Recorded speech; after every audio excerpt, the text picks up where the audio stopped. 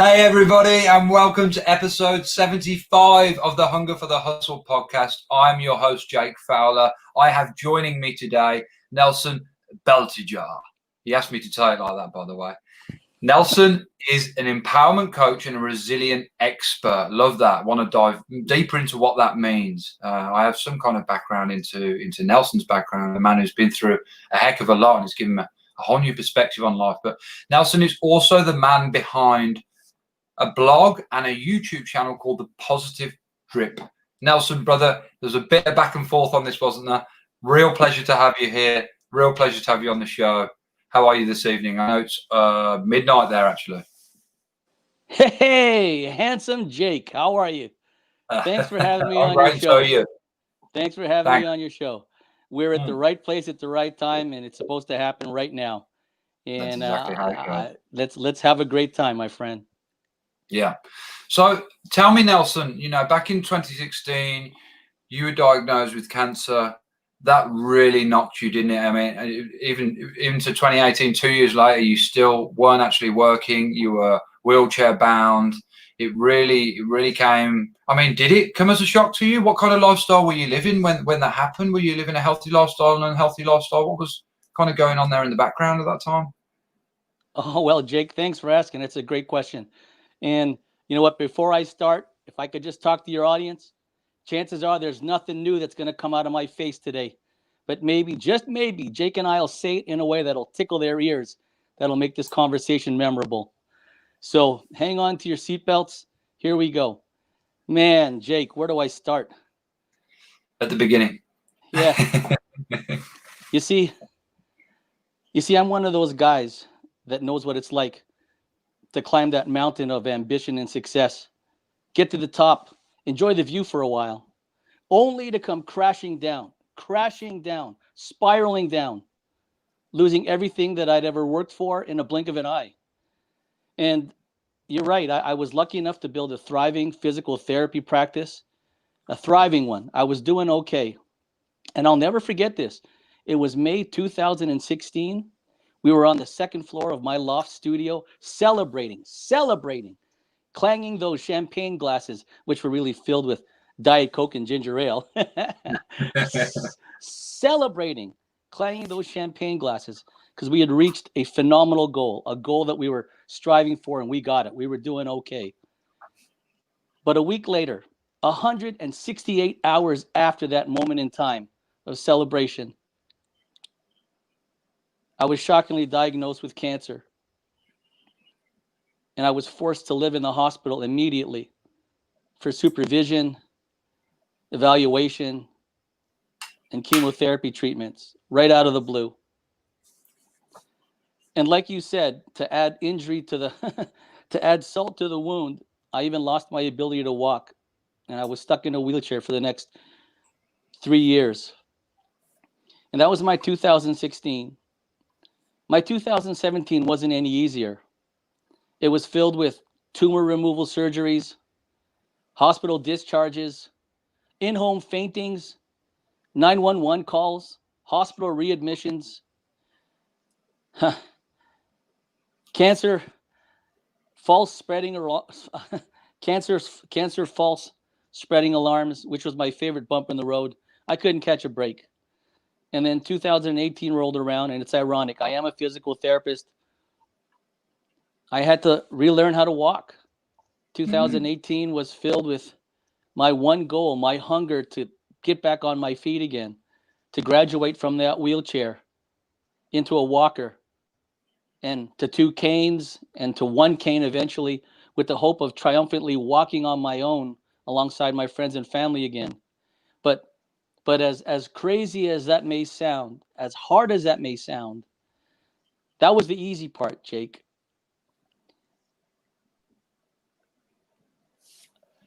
I was living in 5 different hospitals. Actually, Leland, I'm going to share this with you. I was living in 5 different hospitals between 2016 and 2018. And Jake, my very, very first cancer doctor, let's call him Dr. K. Dr. K gave up on me. He told my family, he told myself that I was terminal and that there was nothing else that they could do for me, him or the hospital, Hmm. and that they were going to transfer me to the palliative care unit to ensure that I'd be comfortable and pain-free in my remaining days. Jake, when I heard that, it's like a sword came and just swiped me at the knees and cut me at the legs. But after wallowing and saying, why me, and having self-pity for about 5 minutes, I promised myself that if I am going to die, if I'm going out, if I am going to die, I'm going to do one more. I have one more goal that I wanted to do. And it's that blog that you and I were talking about earlier. Mm. See, the purpose of that blog, what I wanted to do was I wanted to collect the nuggets and information that I had acquired with my time on this planet, so I could leave it behind for my younger family members. At the time, I had a 6-year-old nephew, a 5 and 3-year-old niece, 2 brand new born twins, which I knew I wasn't going to get a chance to see grow up. And I wanted to create this blog so I could leave these nuggets behind for them, so I could still be a part of their lives after I had passed away. And that's why I created the blog in the first place. But but it looks like the joke's on me. If I can fast forward us to September 2018, I was under the care of a brand new cancer medical team at a different hospital. And they did everything they could to fight for me. They tried everything. They never gave up on me. But September 2018 rolled around, and they stamped me cancer-free and told me to go live my life. Hmm. And number 2, that blog we're talking about, thepositivedrip.com, has accidentally trickled across the planet and developed a global readership. And that was never the plan. That was never the plan.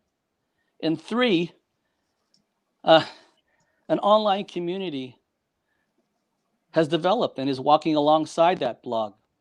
It's so humbling. It really is.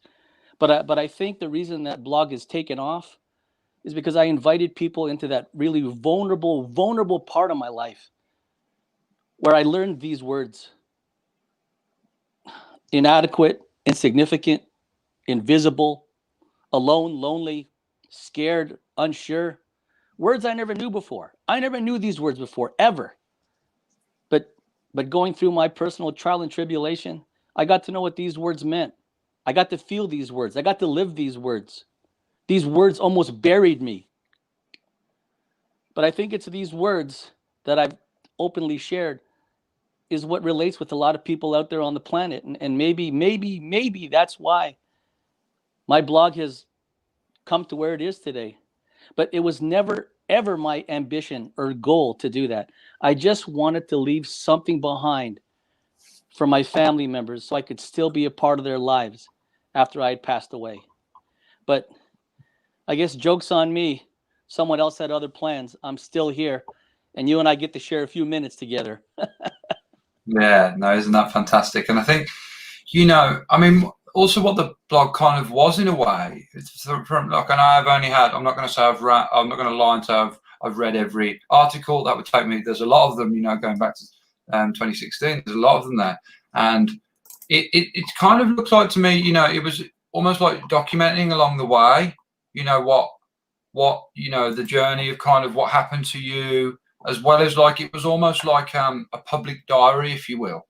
And I can postulate that's probably why it took off so well, because of course there are millions of people around the world that have dealt with or know someone that's dealing with cancer, whether they're going through it at the time, whether they're a survivor of it or anything like that, and just seeing something else that you just put it all out there. You were completely open, you went completely vulnerable, completely exposed yourself and put your mind out there in the blog, and there's nothing like authenticity in that, and that people might have been going through it or knew someone going through it could align with that.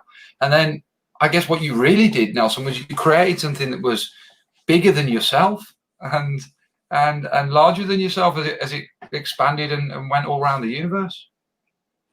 Yes, it definitely was an accident. This was never my plan. But you know, and I know this, Jake, everybody, every single human being on the planet has gone through adversity. And every single person on the planet has a story. We all have a story. Me, you, everybody.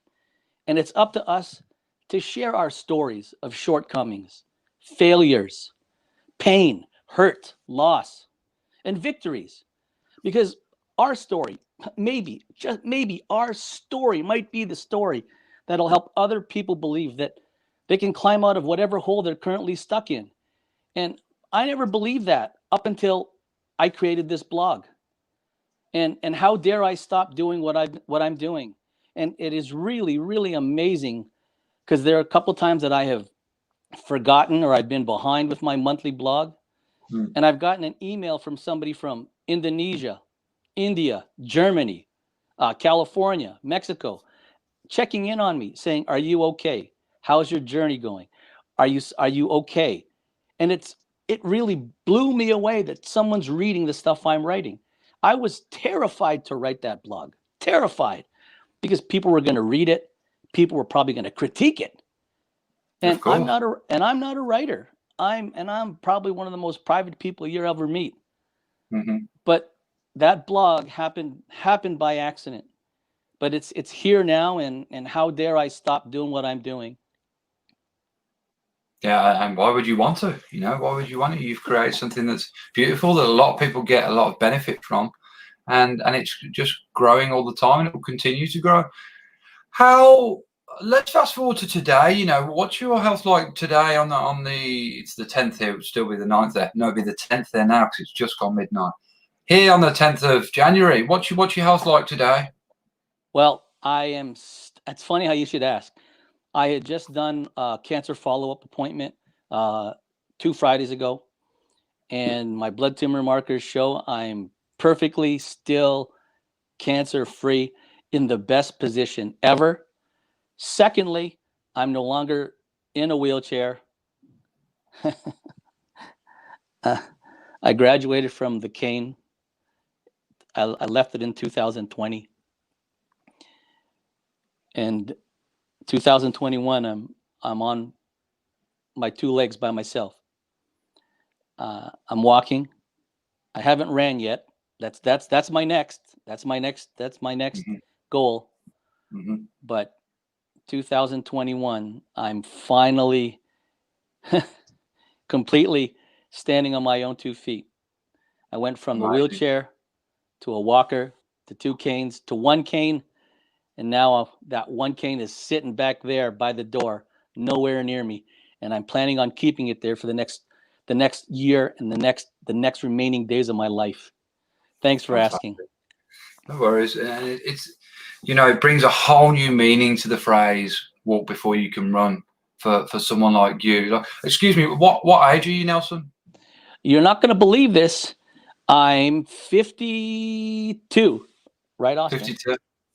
You got a thumbs up. This is this is this is this Hey, is buddy. this is the magic behind the blog, and I'll tell you about it Oh, later on. really? This is Oh, I have awesome, to know more Austin. about that. Fantastic. Yeah, I was going to ask about the technical end of the blog in a minute, actually. But at 52 years old, I mean, it's really interesting, isn't it? Because when we learn to walk as toddlers, at kind of 2, 3, something like that. I don't know. I haven't had kids, so I don't know what the exact age is, but it's somewhere around there. It's not something you ever remember. It's something that's innate to you. It's an instinctive thing. You keep just trying and trying until you get it. But then to learn to do that again in your early 50s, like what was the kind of process of that, and what were like? It might sound like a silly question in a way, but as someone who's not done it, and maybe the audience won't have done it either, like what's the kind of challenges in it? The biggest, what's the hardest part? Oh, Jake, the hardest part is in your brain. You're saying walk, but your body is saying no. Mm, And that was the hardest part, because when you're so used to being on your own, independent, making up your own mind, doing your own things. This was the very first time where I couldn't help myself. And and Jake, have you ever used this tool called mental imagery or visualization? Yes, I use it often.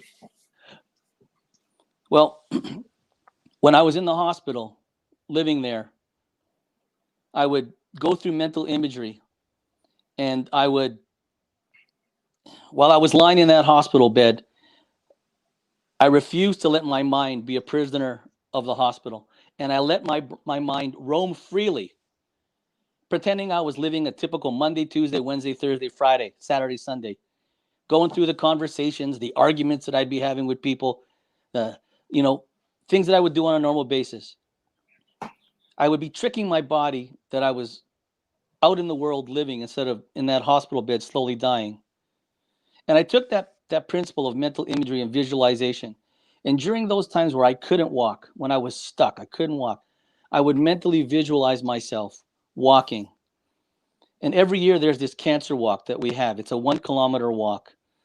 The first walk that we did, my friends and family participated, and I was in a wheelchair. But everybody who came, they all took turns pushing me like a relay, and I was the baton for that 1 kilometer walk till we got to the finish line. Man, I'll never forget that. And I promised myself that one day I'm going to be on my feet again. I'm going to walk. And I spent every single day, breakfast, lunch, dinner, bedtime, breakfast, lunch, dinner, bedtime, imagining that I was walking these certain streets, seeing myself, seeing the people around me, my friends and family walking beside me, imagining what it would sound like.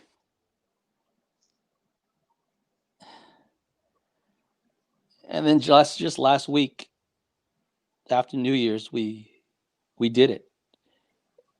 We went down the street that I imagined. We were socially distanced because of this crazy COVID chaos. Of course. But we walked down the street. But I had already been there before in my mind. And you know this. Anything ever created in the world is born twice. Once in Absolutely. the mind, and then once in the world. And then it was born its second time. It came to fruition on January 3rd, 2021. Man, this mental imagery is a powerful tool. I'm no expert at it, but I'm still here. I'm walking. And if there's anyone listening out there, I urge you to tap into your imagination and your brain, because you don't realize how powerful it is. You might think it's a little voodoo, woohoo, kind of way out there. But when you're stuck, when you're facing adversity, looking up that mountain of perceived can'ts and impossibilities, you're willing to dip into your toolbox, dig deep, and find what's in there that you can use to get back to the life that you want and the life that you led. And I used that mental imagery to, one, convince myself I was living instead of dying while I was in that hospital. And I think it helped me. It helped me get on my feet, even though it took a while. And can I share one more story of mental imagery, Jake? Is that okay with you? Share as many as you like, my friend. Have you ever played a game called Pac-Man? Yes, of course. Love a bit of Pac-Man. I'm sure there are people out there watching this that have played Pac-Man. And you know how you have that Pac-Man going along the screen, eating up those dots, wonka, wonka, wonka, wonka, wonka, wonka, wonka, wonka, right? Yeah. I would be lying in that hospital bed, imagining that I had a Pac-Man in my body, walking around eating up those cancer cells. And I did that breakfast, lunch, dinner, bedtime, during chemotherapy appointments, breakfast, lunch, dinner, bedtime. Pac-Man eating up my cancer cells. Wonka, wonka, wonka, wonka, wonka, wonka, wonka. I know it sounds silly, but when you're on the way out, you just do anything you can to give yourself a chance to win. And mental imagery, and like I said, we both know this sentence: everything is born twice, once in the mind and once in the world. And you and I are living proof that sentence is real. Absolutely right. I think I like to think of my mind as I call it the garden of my mind, particularly when I'm journaling and writing about it. And that's where you plant the seeds for the things that then grow. And you can't just forget about them then. It takes constant time, space, repetition. You know, you have to nurture them. Just like plants, you have to water them. They have to have adequate oxygen, adequate sunlight. You know, you can't just plant it there and then forget about it.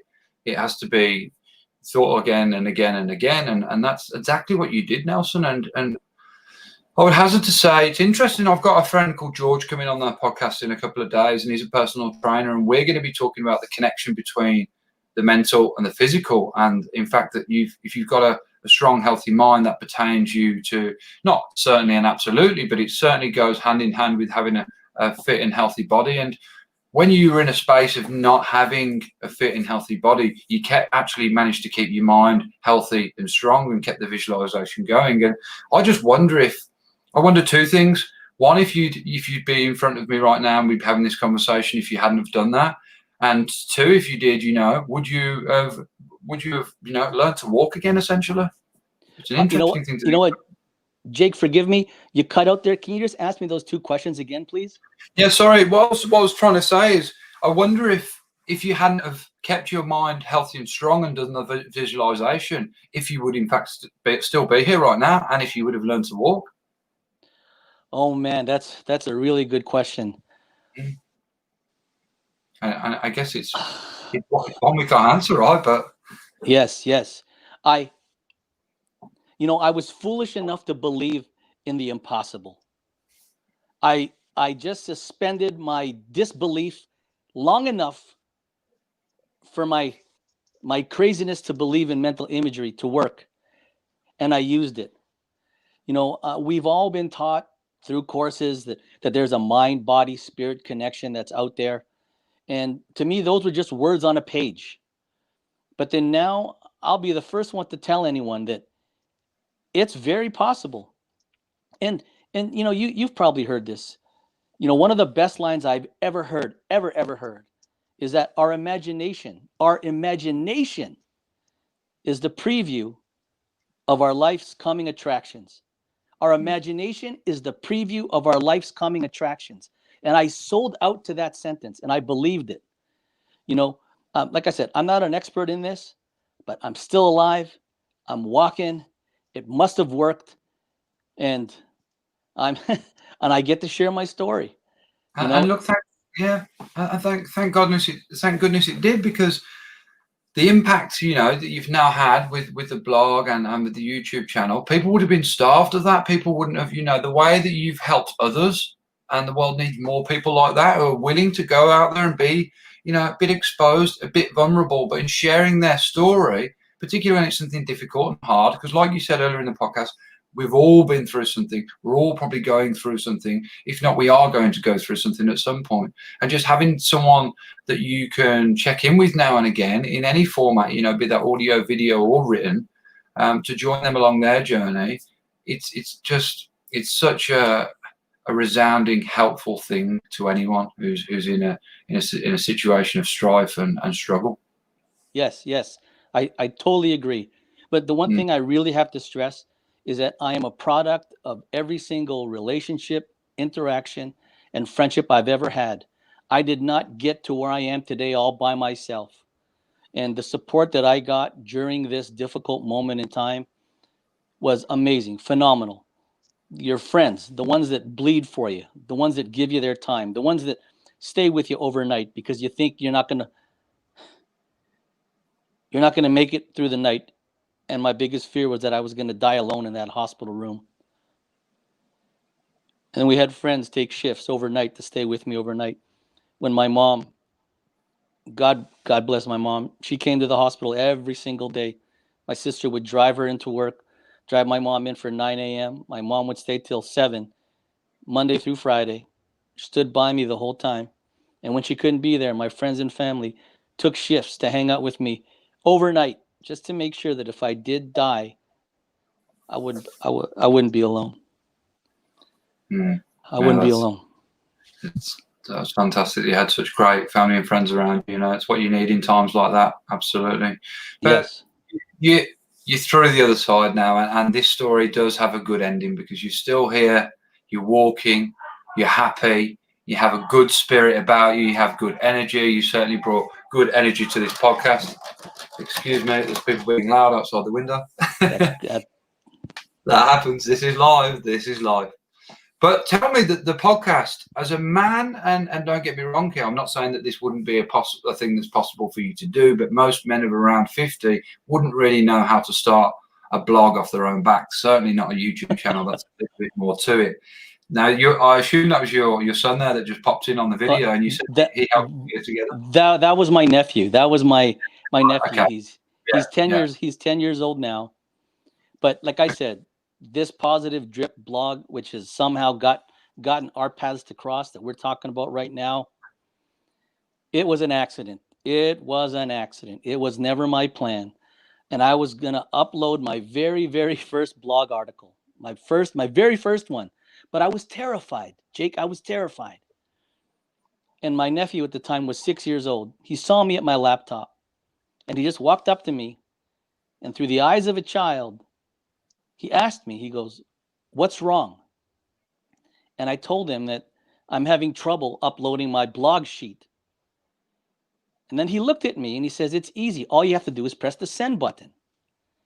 And then he took his 6-year-old finger, leaned over the laptop, and he pressed that send button.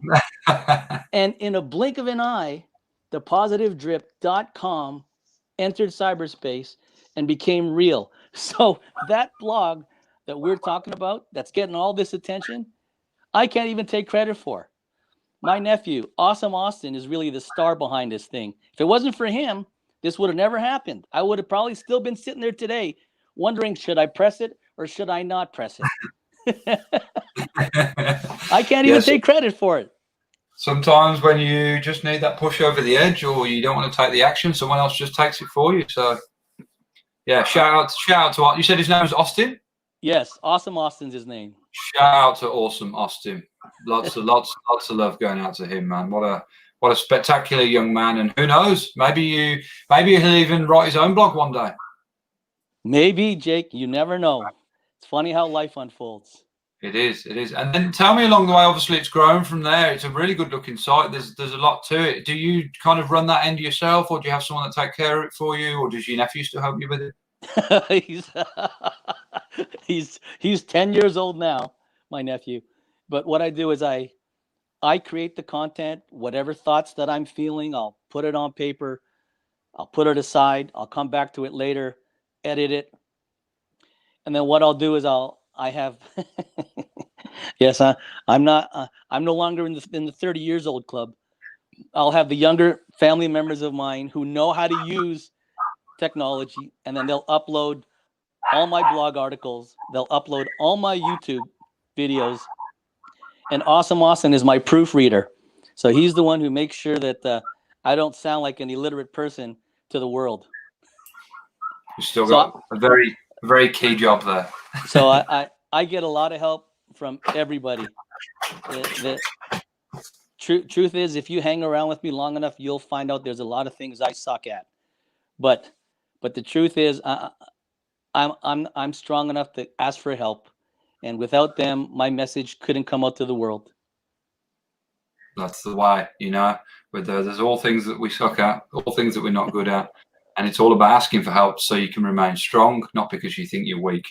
That's how we get better. It's how we grow. It's how we develop. Everyone has their strengths and skills, and I truly believe that every single person you meet in life has something to teach you.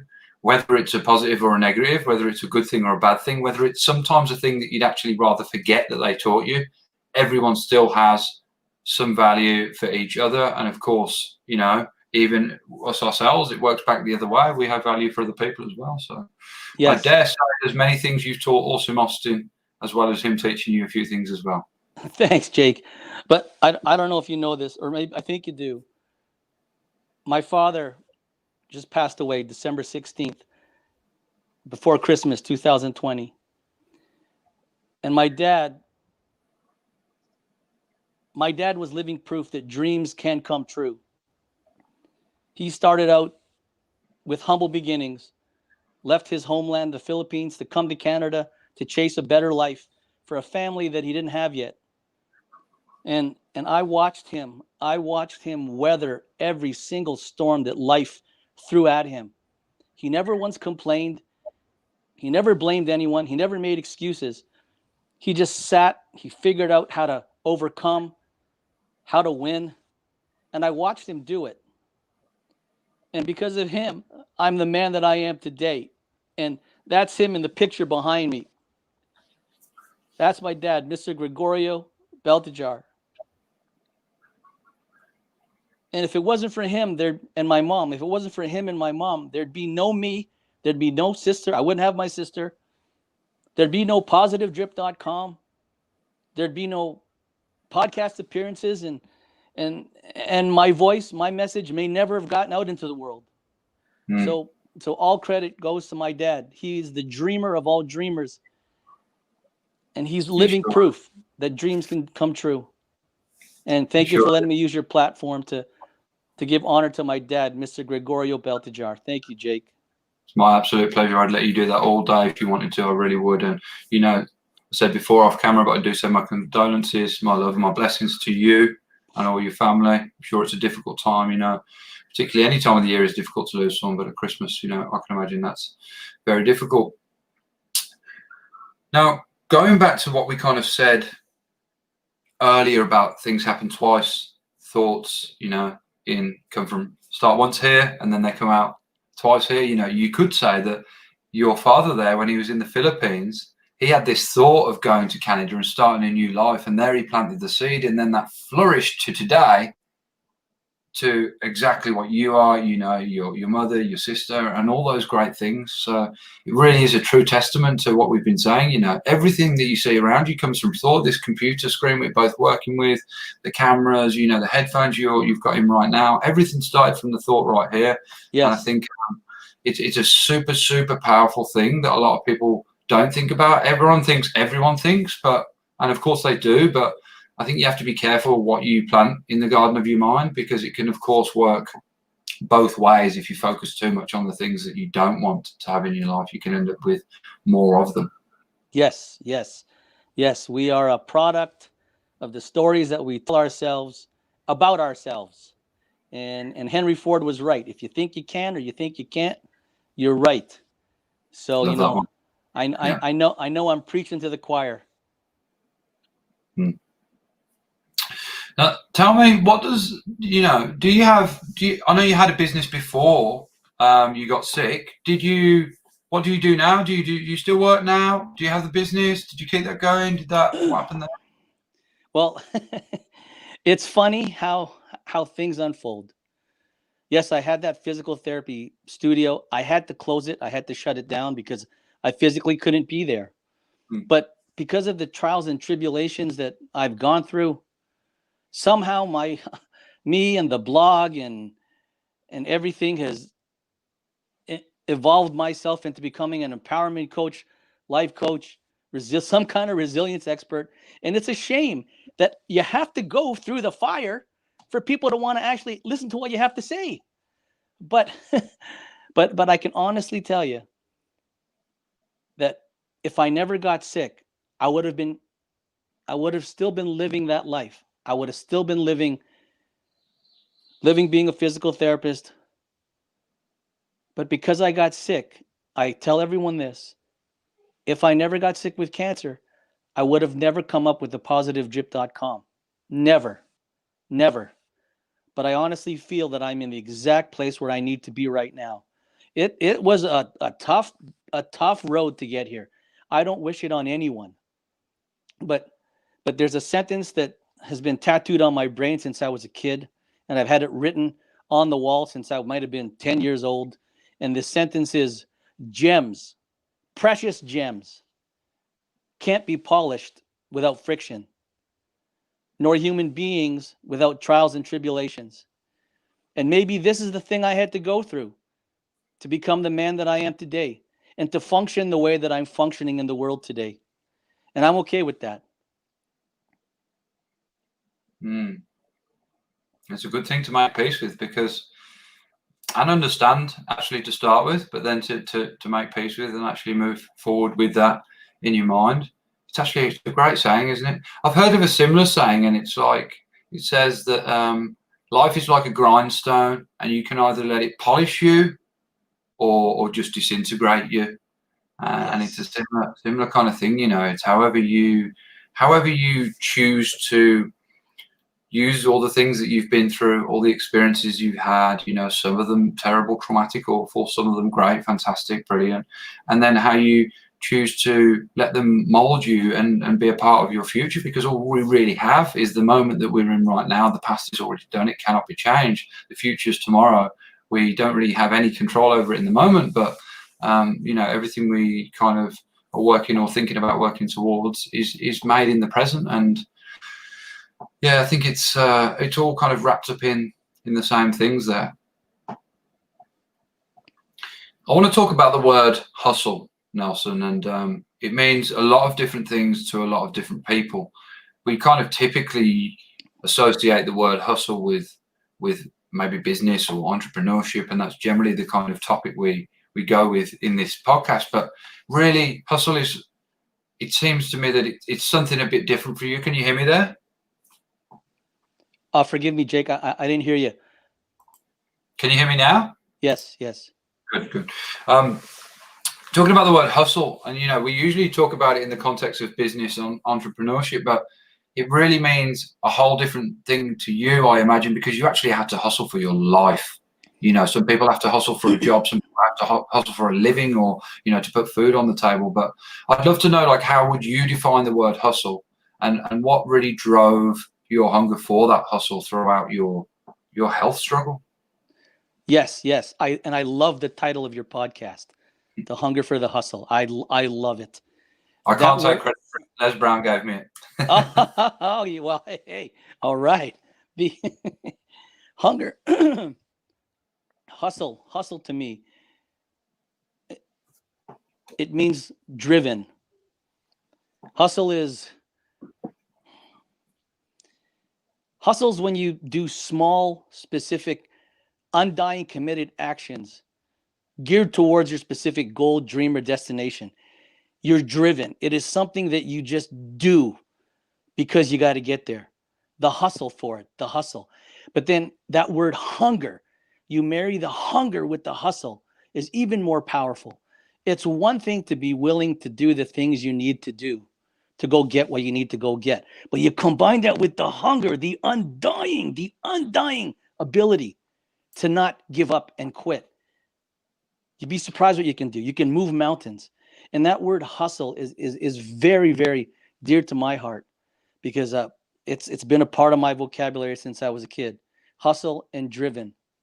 And it's one of the reasons what led me to want to contact you to be a part of your show. I'm really glad you did, because we've had a really, really good chat here today, and I'm sure the audience are going to enjoy it too. This goes on multiple platforms, so there's lots of ways people can watch and interact with it, whether that be voice or audio, or video or audio. So I'm sure they're going to love this. And getting towards the end, there's a couple more things that I'd like to ask you. My first thing I'd love to ask you is, what was I know you said when you started the Positive Drip, you never intended it to be what it's become, and you clearly created something that's bigger than yourself. In a way, you've created something that's much bigger than what you are. And it's just, imagine if you'd have to physically go out and interact with the amount of people all around the world that you've had an effect on. It would take you years, and it would cost you a lot of money. But what are your goals? What are your goals and aspirations for the future of the Positive Drip now? Where do you see it heading, and where do you want to take it? Or are you just letting it coast as it is? Well, as you can see, and as we've talked about, that blog, thepositivedrip.com, has created a place where people can come to. People that have felt that their glass is half empty, or if ever they're running low on energy, or when they just feel that they're at the end of their rope. Because I think that blog is a place where people can come to feel uplifted and self-esteemed, and feel like a part of something, and not be alone and feel lonely going through whatever they're going through. Because like we said before, right? It's our story, my story, everybody's story. When they see other people are succeeding in the same struggle that they're dealing with, they may believe just for a second that it's possible for them to win too. And I will keep writing that blog. How dare I stop? But one thing I never ever expected to happen, that blog has evolved into creating a course that is our signature course called the High Performance Student Training Program, where we specialize in bridging the gap between the uncertainty and awkwardness of adolescence on one side and personally productive adulthood on the other, entertainingly sharing information that traditional school conveniently forgot to teach us or teach you or teach them. And principles of productivity, the power of protecting your attitude, the power of polishing up your voice, you know, so many different things. And it's evolved into that. And like I said, I never ever thought this would happen, but it is, and it's unfolding. I can't stop it, and I don't want to, because when it's all said and done, if I can give one person hope out there to believe in believing, then I've done my job. Well, let me tell you, you've given me that today. So mission complete on that front, and just keep rolling with it. You've done it to hundreds, if not thousands more people around the world. So, and like you say, I mean, how dare you stop? It's not going to stop. It's going to be something I for the rest of your long, healthy life, I'm sure. Oh, thank you, Jake. Long, healthy life from your mouth to God's ears. Exactly right. I've just dropped in the comments here Nelson's website and his YouTube channel, The Positive Drip, if anyone wants to find that. Nelson, before we close out, this might be a little bit off script. I'm not sure if I got this over to you beforehand, but I've just thought of it. And I kind of asked for 3 hot tips at the end of the podcast with my guests. And I'd love to ask you from a perspective of, and it could be a bit of a difficult question, but I think it could have a lot of value for the audience. Anyone that's in that position now that's perhaps just been diagnosed with cancer or is dealing with it right now in the moment, if you could give them like 3 tips coming from a place of someone who's got through it, who is a survivor, what perhaps would they be? Sure, Jake. And let me address the people beyond cancer, anyone that's going through any kind of hardship of adversity. The first thing is to accept that it's okay to not be okay. And it's okay to get help. If it's to be, it's up to me. It doesn't have to be your motto. Like I said, I am a product of every single friendship, relationship, interaction I've ever had. And I wouldn't be where I am today without them.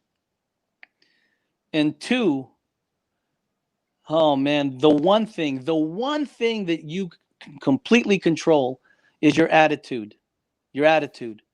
Do everything you can to protect it. You know that saying, right? One positive person walks into a room with 4 negative people. What happens? 5 negative people end up walking out. Do everything you can to protect your attitude. And what I did was I'd read from a positive mental attitude book. I'd read stories of people who had survived, who had conquered any kind of tribulation that they had to go through. And when I was tired of reading, I would listen to stuff. And for those of you that don't want to read, I get it. I totally get it. I would listen. I would plug into an audio podcast. I would listen to a YouTube video. I would listen to stuff that would empower me to make me believe that, yes, it's possible I can win. And thirdly, surround yourself with people that truly want to see you win and are willing to help you win. Stay away from those who say no, don't, won't, can't, who criticize, complain, and condemn. You probably have friends and family who are like that. And you know what? The bottom line is just say, look, I love you, but I don't want to see you until maybe January 30th, 2050. Right? And if I may squeeze one more nugget, as you know, I was almost ushered off this planet. And when I was living in that hospital, in fact, all 5 hospitals, I was surrounded by death and sickness 24/7. And the biggest lesson that I had learned or come to realize was that the biggest lie the biggest lie we've all been led to believe is that we have time and that we have a long list of some days and a unlimited amount of I'll do it later opportunities. And that's wrong.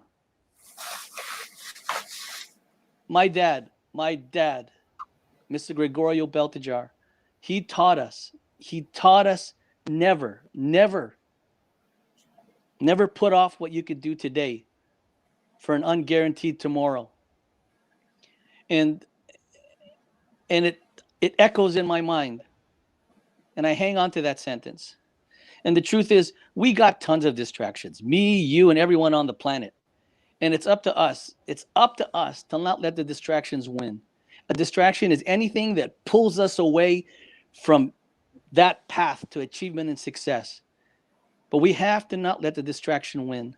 So that way we can spend our time chasing our personal check marks. So that way when we do end up passing away, we can die empty, taking no unfinished earthly business with us to the grave, like my dad did.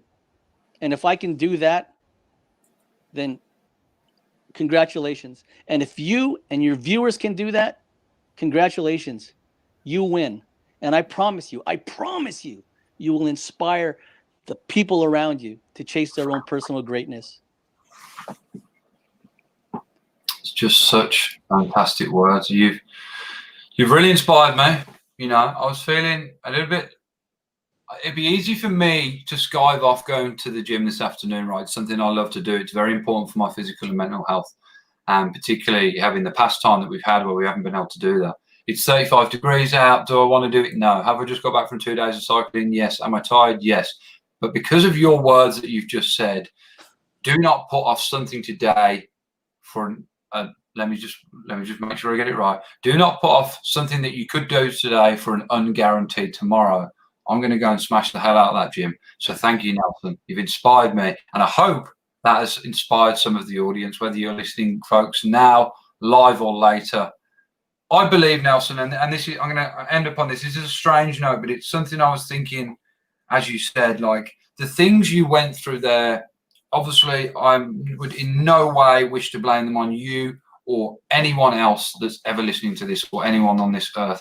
But I truly believe it wasn't your time, Nelson. There's a reason that you are still here. And it could just be that reason is the positive drip. And I think it's a strange but quite interesting thing to think about. Oh, thank you, Jake. Thank you very much, Jake.